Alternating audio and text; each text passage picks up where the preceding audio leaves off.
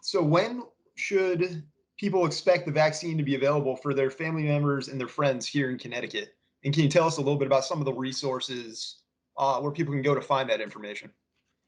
Yeah, so again, I'll ask the panel to help me out with this question also.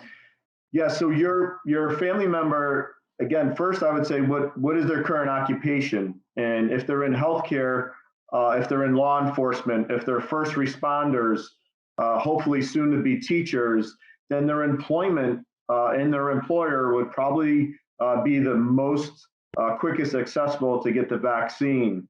Also, having that conversation with your primary care physician now to see if your family members may have some high risk issues, and they could get also on the list to get there. So it's very dependent on what their status is, what their job is, and what their current makeup is. But I'd love to hear from maybe Dr. Grant, who's at Hartford HealthCare and on the front lines of what his experience is and what his answer would be there.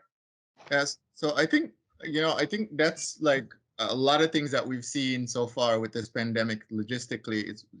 It's a moving target at this time.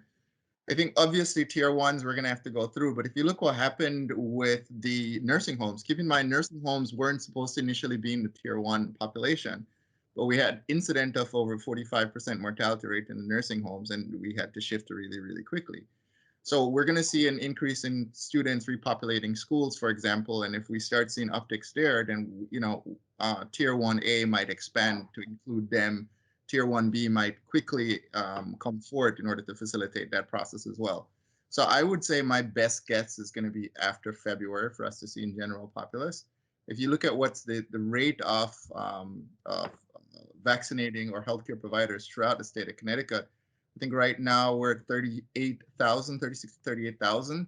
We still have a ways to go, but we've ramped up quite significantly over the last 3 days. And if we maintain on that pace, we should get through tier 1A much quicker than we thought.